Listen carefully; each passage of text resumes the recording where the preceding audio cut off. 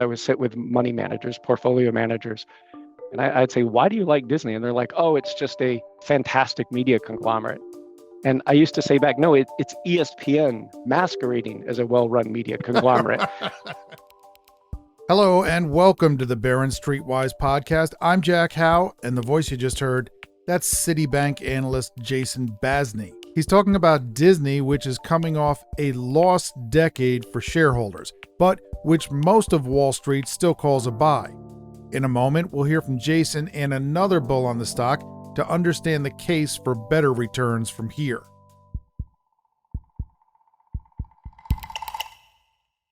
Listening in is our audio producer, Alexis Moore. Hi, Alexis. Hi, Jack. Alexis, have you been to Disney World? Heck yeah. I went once as a kid, and I went many times when my kids were small. And I have a theory about the Disney parks. You talk with a lot of people who say, I used to go, it used to be fun, but then something happened. They closed my favorite ride, they put the movie tie-ins on everything, or the prices went way up, or they got rid of my favorite free service, what have you. And a lot of that stuff really has happened in recent years. The prices have gotten up there. But my theory is, you've heard the famous explanation from the Saturday Night Live producer Lorne Michaels, how he talked about how everyone always says, SNL sucks today, it used to be great in the past, and now it's terrible, it's not funny anymore. And when he digs a little deeper, he always finds that people's favorite time period for SNL was when they themselves were young. I forget exactly the age range he gave, but like they themselves were young and healthy and having a lot of fun. And they look at that and they say, that was the best period for SNL. What they mean is maybe that was the best period for their lives. I think Disney is like peak fun when you yourself are a young kid, or when you as a parent have young kids. But then when the kids get older, it stops being as much fun. And then you say, hey, Disney really jumped the shark. It's not as good anymore. The point is, if you're out there and you're a parent with young kids and you're gearing up for a trip to a Disney park or to any theme park, and you're hearing people say, oh, it used to be fun, it's not fun anymore, I'm pretty sure that's not true. I'm pretty sure you're going to have a blast. I think I've mentioned on this podcast about how my family used to get jazzed up for a Disney trip by watching this. There was like a YouTube sort of ad that told you about how great it was staying at a Disney resort. And there was a showman who used to go, he did a song and dance routine about, this and that for free. I remember that. We can pick you up with our airport bus. Drop your All those perks are gone. Like they're either gone or they charge for them. So it's like, now it's kind of sad, but. Okay, Disney stock hasn't been a very happy place for investors to be for the past 10 years. I saw it recently at $121. That is where it was trading on August 4th, 2015, a decade ago. On that day, the company lowered forecasts for its financial results, citing ongoing subscriber losses at ESPN. Disney shares are taking a big hit. It is cutting its forecast for cable TV profit. Everyone and their mother was a Disney bull going into the number, and then lo and behold, people are dropping ESPN because they're unbundling from their cable deals. Any media investor who's got some tenure on them remembers the August 2015 Disney Investor Day. That's Ben Swinburne. He's an analyst at Morgan Stanley who covers media stocks, including Disney. I remember it because we were not recommending Disney at the time. We were cautious on the ESPN situation. The cable sports network was easily Disney's biggest moneymaker at the time, even if the public associates Disney more with Mickey Mouse, roller coasters, and superhero movies. The stock back then lost 9% in a day. A lot of other media stocks tumbled too. Discover, Time Warner, Viacom, Fox, Comcast, CBS. And the industry lost $50 billion of market cap in a day, which at that time was a lot. This was not nearly the start of cord cutting. Consumers have been leaving pricey cable television bundles for streaming for years. But it's as good a milestone as any for the moment when Wall Street decided in earnest that traditional television economics could no longer hold. If ESPN was vulnerable, so was everything else. Fast forward to now. 3/4 of Wall Street analysts who cover Disney stock recommend a purchase. That's actually higher than the percentage who like Netflix. Be careful there. Disney was also the more popular of the two stocks on Wall Street a decade ago. Since then, Netflix has returned 955% versus 253% for the S&P 500, while Disney, if you include dividends, has eked out a 10% return. I spoke recently with Jason Basney from Citi about how we got here. Let's hear part of that conversation.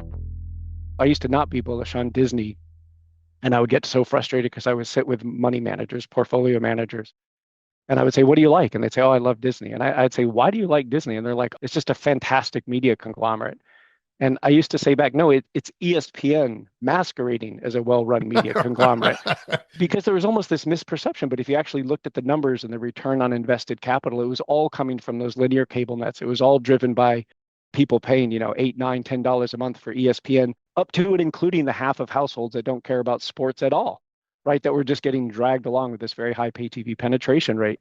Amazing that you could make money off of sports from people who never watch sports, just Exactly. because everyone had to have it included in their cable bundle. That's exactly right. And so what happened since then? You had the first chapter, I would call it, where Mr. Iger got the IP right and began to actually make it a better run media conglomerate. That was the acquisition of Pixar, I want to say in 2006, the acquisition of Marvel, I want to say in 2009, and then of Lucasfilm. During that golden period, you had a bad media conglomerate become a good media conglomerate, where the studio became more potent. The parks began to do much better because you were putting relevant IP in there. But the ESPN cash cow had not cracked. That didn't crack until 2017. When the cord cutting began, you used to hop on Disney earnings calls, and let's say that there were 1 million numbers on the press release that would come out, and all everyone would listen for was the number of Americans that cut their pay TV subscription. And if Disney said it was flat, the stock was flat. If they said it grew by 1 million, the stock would go up. And if it fell by 1 million, the stock would fall. And we lived in that sort of bizarre sort of twilight zone of the only number that mattered was the pay TV penetration rate, right? How penetrated ESPN was, i.e. cord cutting, for about 2 years. And that's when Disney said, okay, we need to go out and do an acquisition to have enough intellectual property to stand up our own streaming service. And that's what happened in 2019. From 19 to 21-ish, Disney was playing the same game that Netflix was, which is no one cared about the streaming losses. It was growth at any cost. The 10-year was 1%. And that's when Disney stock got to 200 a share. Once COVID ended, the 10-year moved to 4, everyone demanded profits. Then it's been sort of a disaster because Disney's had to sort of generate profits while the linear business is shrinking, and they don't want to invest so much money to really take on the juggernaut in a full-throated way. And so we're sort of in this tweener spot right now, I would say. Most of the money now is being made in the parks, right? So there's enough there from these other businesses for the stock to do well, even if streaming becomes a ho-hum business. Is that the idea? Yeah, that's exactly the idea. Thank you, Jason. Disney's parks and its cruise ships are part of what it calls its experiences division, and that is by far the company's biggest earner today, almost 60% of operating profit. But that wasn't always the case. Disney's been really, I think, 3 different companies during its lifetime. It started as an animated film business with later some theme parks. It became a TV company with all that other stuff too, and today it is solidly a theme park company. You might say that it was theme parks that got Disney into TV. Founder Walt Disney dreamed up Disneyland while sitting on a Los Angeles park bench and watching his young daughters play on a merry-go-round. But his animated films weren't enough to cover what would ultimately be a $17 million construction bill. So in 1954, a year before the park opened, Walt cut a deal with his industry's rising competitor, TV. He would make a show called Disneyland and later the Mickey Mouse Club for ABC in exchange for funding and on-air promotion.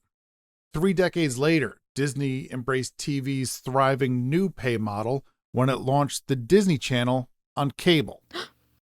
Are you having a moment, Alexis? I used to love Disney Channel. I mean, it wasn't the Disney Channel when I was watching, but still very important to me. Favorite show? That's So Raven.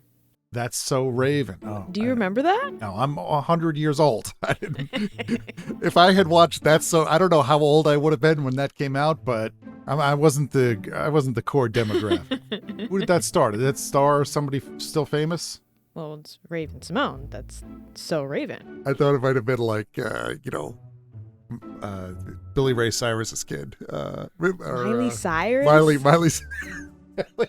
That's how old I am. I call Miley Cyrus Billy Ray's kid. That's really wild. Oh man, I think Miley is wonderful. I think she's wonderful. Okay, Disney Channel might have been a formative development for Alexis, but there was a much bigger move into television coming for Disney. It surprised Wall Street by announcing that it would buy the parent company of ABC for $19 billion. That was the second largest corporate takeover ever at the time. There had been a recent regulatory change that meant that networks were no longer prohibited from owning their primetime shows. So that takeover brought ABC's 80% stake in ESPN.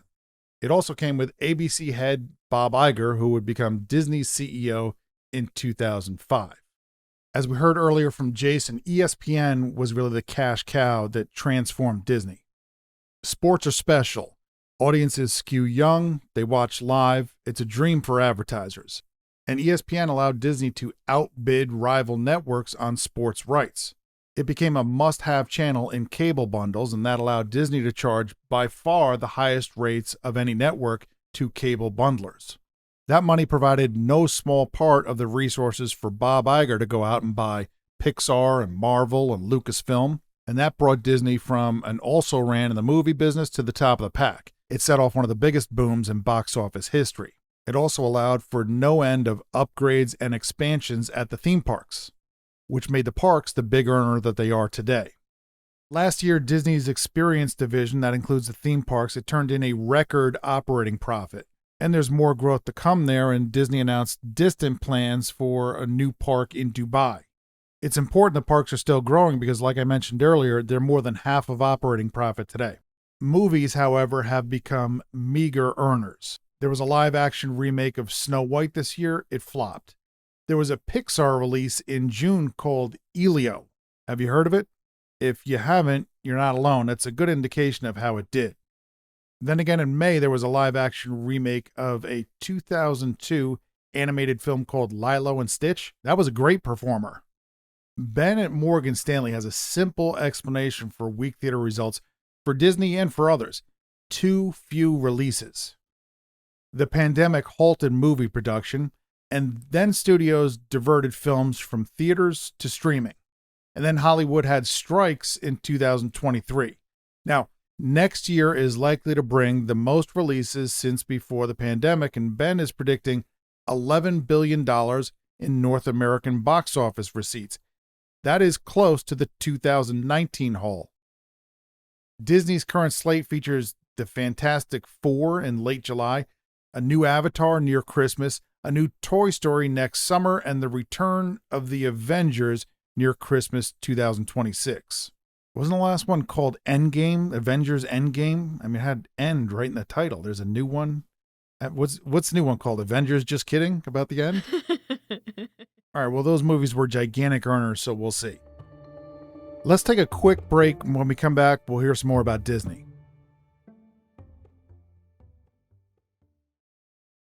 Welcome back.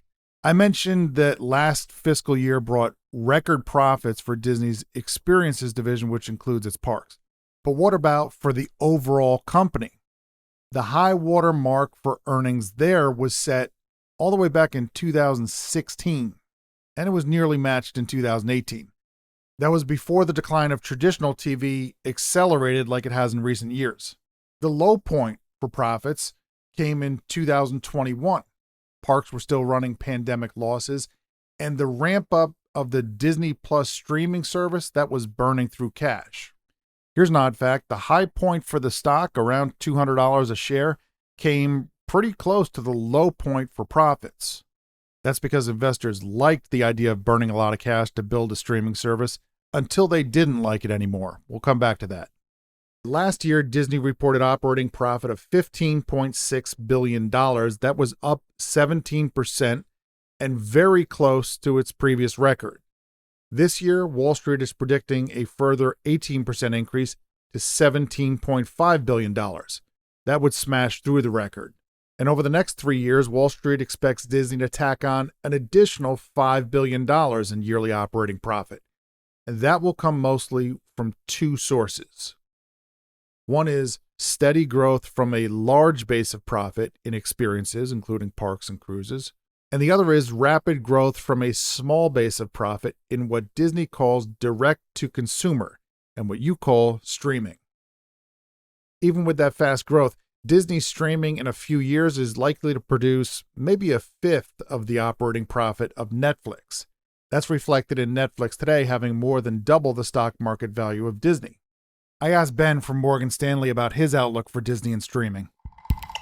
Well, where does Disney land in all of this? Does it stay in the middle? Does it fall behind? Does it have a shot of keeping up with Netflix? Can it be something different that's more specialized? What do you view their role as? Well, I think it's important to sort of separate your question into two pieces. There's the can Disney catch up to Netflix? And then there's the can Disney Plus be a driver of Disney's stock price from here? Catching up to Netflix will be very difficult for anybody. And by the way, Netflix is over a $500 billion company right now. So there's nothing in Disney's stock price that's reflecting anything close to the value of Netflix for Disney Plus. So we'll put that one to bed. In terms of the opportunity, though, for Disney Plus, and obviously that includes Hulu and to a degree includes ESPN, they're profitable today. I think they'll deliver on their double-digit margin guidance, excluding Hulu Live. Revenues are growing in the high single digits. I think the opportunity ahead of them is most substantial and probably most important for the stock internationally. If you look at Disney Plus in the US, it's not dramatically smaller than Netflix, actually. When you add Disney Plus and Hulu together, and obviously we'll get ESPN in the mix soon, it's a pretty big business. And Disney Plus Hulu plus ESPN is a unique offering to the consumer. I mean, there's nothing else in the US like that. Outside the US, it's a small business compared to Netflix. I mean, the international Disney streaming business is probably a quarter to a fifth of the size of Netflix. And to be frank, nobody but Netflix has built a streaming business to scale with meaningful profits outside the US yet, full stop. Now, can Disney do it? I think that's a big question mark. If they can, I think it's a huge opportunity for the stock. If they can't, it just means you're leaning more and more on the parks to drive the earnings bus. Jason from Citi has thoughts on why so many of the streaming services that aren't named Netflix are, as you'll hear him put it, half pregnant. It has to do with interest rates. Here's Jason. I make this chart and update it, every 6 months or a year. On the horizontal axis, it's just how much are consumers using each app per day. And you want an app where consumers use it a lot.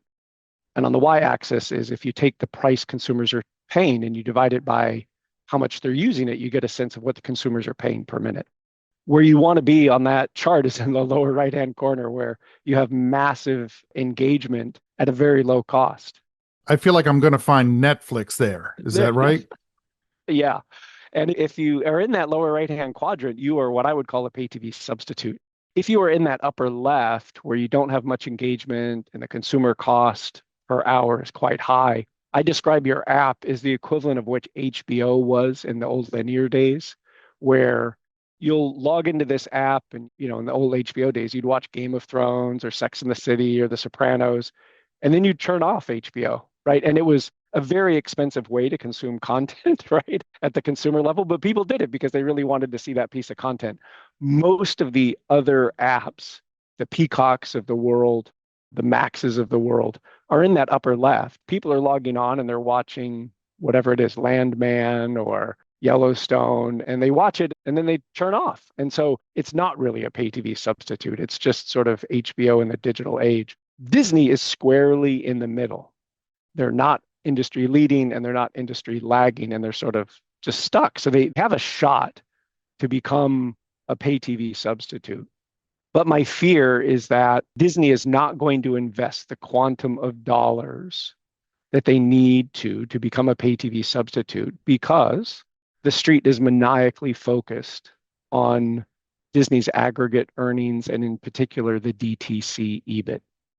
And this is a bit unfair, and I won't make this too long, but one of the things that people forget is that Netflix burned money 10 years in its streaming business. And the street was totally comfortable underwriting those losses because interest rates were close to zero.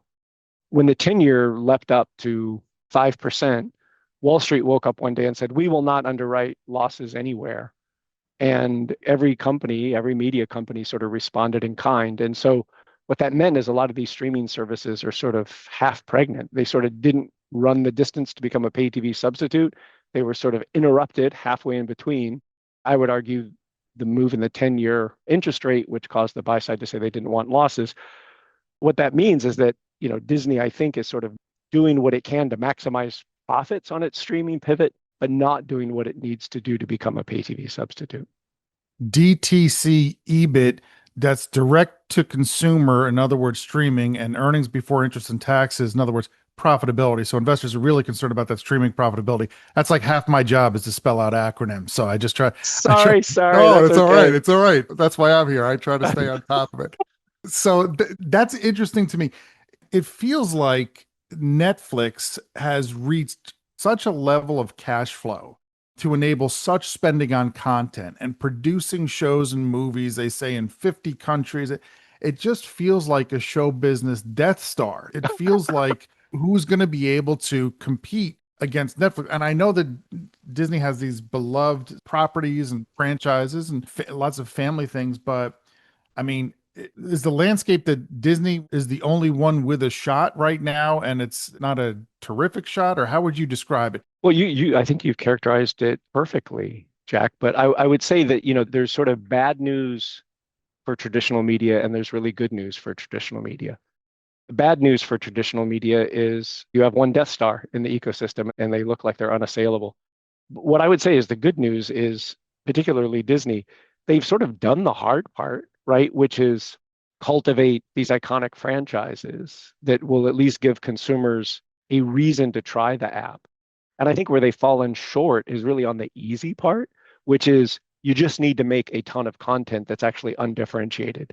And I think this is where Disney sort of gets a little bit confused, maybe, in that if you think about this company 20 years ago, 15 years ago, Disney was really a broken studio. If I ranked all the studios, it was number 7. The theme parks were sort of tired, right? And I think one of the things that made Mr. Iger such an iconic executive is he went out and very carefully bought the right pieces of intellectual property, released very few pieces of high quality content, which enabled the studio to become more formidable. And then all of that content ended up benefiting the theme park business. So it was the right strategy at the right time. Where Disney is now is they need to do the thing that they would call, antithetical to who they are, which is, how about you just make a bunch of undifferentiated content?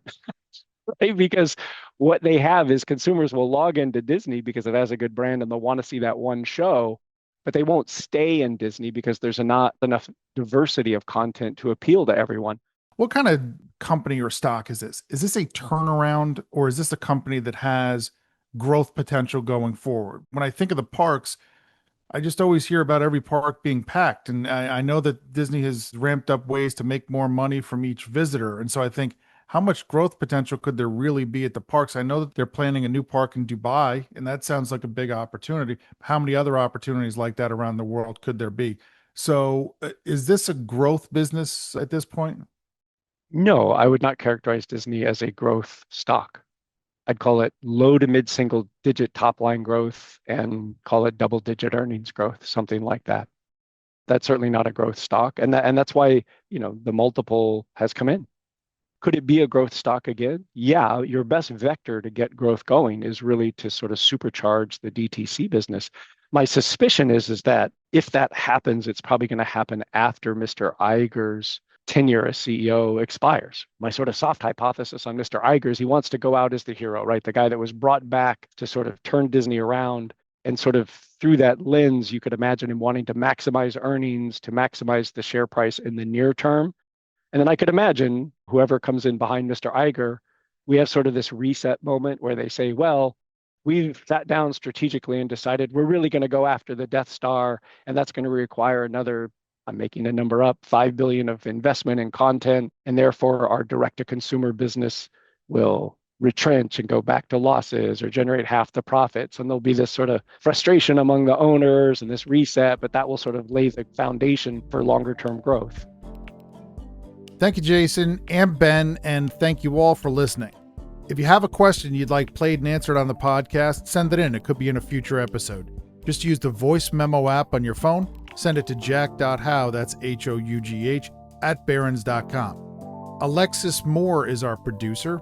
You can subscribe to the podcast at Apple Podcasts, Spotify, or wherever you listen to podcasts. And if you listen on Apple, You can write us a review. See you next week.